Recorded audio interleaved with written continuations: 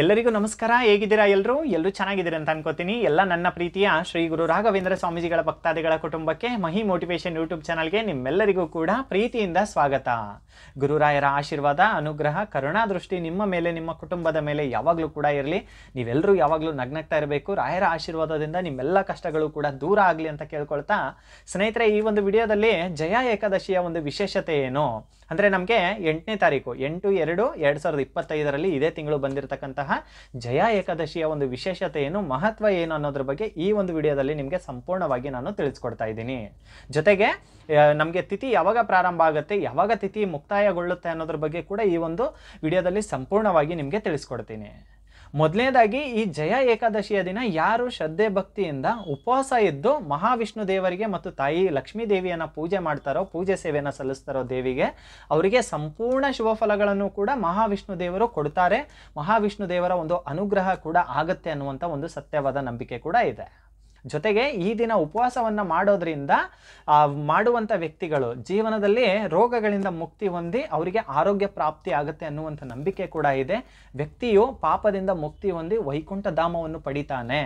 ಮತ್ತು ಮಾಡುವಂಥ ಎಲ್ಲ ಒಳ್ಳೆಯ ಕೆಲಸದಲ್ಲೂ ಕೂಡ ಅವನು ಜಯ ಸಾಧಿಸ್ತಾನೆ. ಅಂದರೆ ನಾವು ಮಾಡುವಂಥ ಕೆಲಸಗಳೆಲ್ಲ ಹಿಂದುಳಿತಾ ಇದೆ, ಯಾವುದೂ ಕೂಡ ನಮ್ಮ ಮನೆ ಏಳಿಗೆ ಆಗ್ತಾ ಇಲ್ಲ, ನಾವು ಮುಂದೆ ಹೋಗೋಕ್ಕೆ ಆಗ್ತಾ ಇಲ್ಲ, ಯಾರ ಕೆಟ್ಟ ಕಣ್ಣು ಬಿತ್ತೋ ನಮ್ಮ ಮನೆ ಮೇಲೆ ಅಂತ ಕೆಲವು ಜನರು ಒದ್ದಾಡ್ತಿರ್ತಾರೆ ನೋಡಿ. ಅಂಥವರೆಲ್ಲ ಶ್ರದ್ಧೆ ಭಕ್ತಿಯಿಂದ ಈ ದಿನ ಭಗವಾನ್ ಮಹಾವಿಷ್ಣು ದೇವರನ್ನು ಪೂಜಿಸೋದ್ರಿಂದ, ಅಂದರೆ ಮಹಾವಿಷ್ಣು ದೇವರಿಗೆ ಹಳದಿ ಹೂವು ಅಂದರೆ ತುಂಬಾ ಇಷ್ಟ, ಹಳದಿ ಬಣ್ಣ ಅಂದರೆ ತುಂಬಾ ಇಷ್ಟ. ಈ ದಿನ ಯಾರು ಹಳದಿ ಹೂವನ್ನು ಮಹಾವಿಷ್ಣು ದೇವರಿಗೆ ಕೊಟ್ಟು ಪೂಜೆ ಸೇವೆಯನ್ನು ಸಲ್ಲಿಸಿ ತಮ್ಮ ಕಷ್ಟಗಳನ್ನೆಲ್ಲವನ್ನು ಕೂಡ ಹೇಳ್ಕೋತಾರೋ ಅವರಿಗೆ ಮಹಾವಿಷ್ಣು ದೇವರ ಅನುಗ್ರಹ ಆಗುತ್ತೆ. ಮಹಾವಿಷ್ಣು ದೇವರ ಅನುಗ್ರಹದಿಂದ ತಮ್ಮ ಕಷ್ಟಗಳೆಲ್ಲ ದೂರ ಆಗಿ ವ್ಯಕ್ತಿ ಜಯ ಸಾಧಿಸ್ತಾರೆ ಬದುಕಲ್ಲಿ ಅನ್ನುವಂಥ ನಂಬಿಕೆ ಕೂಡ ಇದೆ. ಹಾಗಾದರೆ ನಮಗೆ ಈ ಜಯ ಏಕಾದಶಿಯ ತಿಥಿಯು ಯಾವಾಗ ಪ್ರಾರಂಭ ಆಗುತ್ತೆ? ಮಾಘ ಮಾಸದ ಶುಕ್ಲ ಪಕ್ಷದ ಏಕಾದಶಿಯ ತಿಥಿಯು ನಮಗೆ ಶುಕ್ರವಾರ ರಾತ್ರಿ, ಅಂದರೆ 7/2/2025 ರಾತ್ರಿ ನಮಗೆ 9:26 ಪ್ರಾರಂಭವಾಗಿ ಮರುದಿನ ಅಂದರೆ ಶನಿವಾರ 8/2/2025 ರಾತ್ರಿ 8:15 ಮುಕ್ತಾಯಗೊಳ್ಳುವಂಥದ್ದು, ಕೊನೆಗೊಳ್ಳುವಂಥದ್ದು.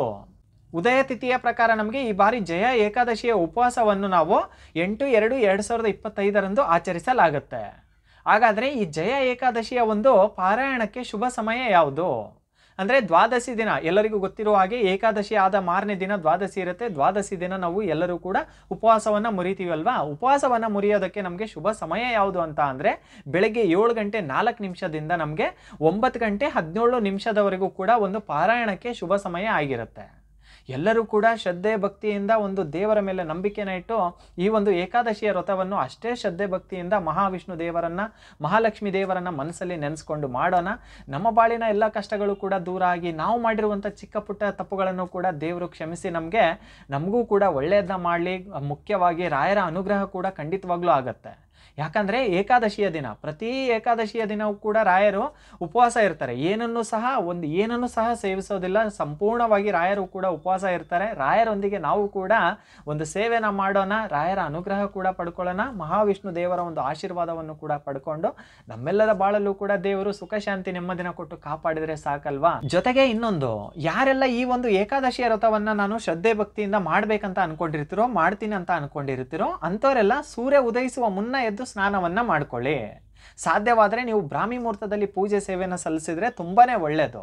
ಯಾಕಂದರೆ ಮಾಘ ಮಾಸ ಆಗಿರೋದ್ರಿಂದ ಸೂರ್ಯ ಉದಯಿಸುವ ಮುನ್ನ ಎದ್ದು ನೀವು ಸ್ನಾನವನ್ನು ಮಾಡೋದ್ರಿಂದ ತುಂಬಾ ಒಳ್ಳೆಯದು ಅನ್ನುವಂಥ ನಂಬಿಕೆ ಕೂಡ ಇದೆ. ನಮ್ಮ ಕೂಗು ದೇವರಿಗೆ ತುಂಬಾ ಮುಟ್ಟುತ್ತೆ ಅನ್ನುವಂಥ ನಂಬಿಕೆ ಕೂಡ ಇದೆ. ಹಾಗಾದರೆ ಎಲ್ಲರೂ ಯಾರೆಲ್ಲ ವಿಷ್ಣು ದೇವರನ್ನು ಪೂಜಿಸ್ತೀರೋ ಬೇಗ ಎದ್ದು ಪೂಜೆ ಸೇವೆಯನ್ನು ಮಾಡಿ, ಉಪವಾಸವನ್ನು ಮಾಡಿ, ನಿಮ್ಮೆಲ್ಲರ ಬಾಳಿನ ಕಷ್ಟಗಳು ಕೂಡ ದೂರ ಆಗಲಿ ಅಂತ ನಾನು ಕೂಡ ಕೇಳ್ಕೊತೀನಿ. ಜೊತೆಗೆ ನಮ್ಮ ರಾಯರಿಗೆ ಯಾವುದೇ ರೀತಿಯ ನೈವೇದ್ಯ ಇಡುವಂಥದ್ದು ಇರೋದಿಲ್ಲ. ಆ ದಿನ ನೀವೇನು ಮಾಡಿ ಅಂದರೆ, ದೀಪವನ್ನು ಹಚ್ಚಿ ರಾಯರ ಹತ್ರ ಕೈ ಮುಗಿದ್ರೂ ಕೂಡ ಸಾಕು. ರಾಯರ ಹತ್ರ ಎಲ್ಲ ಕಷ್ಟಗಳನ್ನು ಕೂಡ ಹೇಳ್ಕೊಳ್ಳಿ. ರಾಯರ ಜೊತೆಗೆ ನಾವು ಕೂಡ ಈ ಒಂದು ಸೇವೆನ ಮಾಡ್ತಾ ಇದ್ದೀವಿ ಅಂದರೆ ಖಂಡಿತ ನಮಗೆ ಎಲ್ಲ ರೀತಿಯ ಶುಭ ಫಲಗಳನ್ನು ಕೂಡ ಮುಕ್ಕೋಟಿ ದೇವರು ಜೊತೆಗೆ ನಿಂತು ಕೊಡ್ತಾರೆ ಅನ್ನುವಂಥ ನಂಬಿಕೆ ಕೂಡ ನನಗಿದೆ. ಇನ್ನು ಯಾರಿಗೆಲ್ಲ ಒಂದು ಆರೋಗ್ಯ ಸಮಸ್ಯೆ ಅಂತ ಇರುತ್ತಲ್ಲ, ಅವ್ರಿಗೆ ಮಾಡೋಕ್ಕಾಗಲ್ಲ ಅನ್ನೋರು ದಯವಿಟ್ಟು ಕೂಡ ಮಾಡಬೇಡಿ ಮಾಡಿ ಅಂತ ಹೇಳ್ತಾ ಇಲ್ಲ.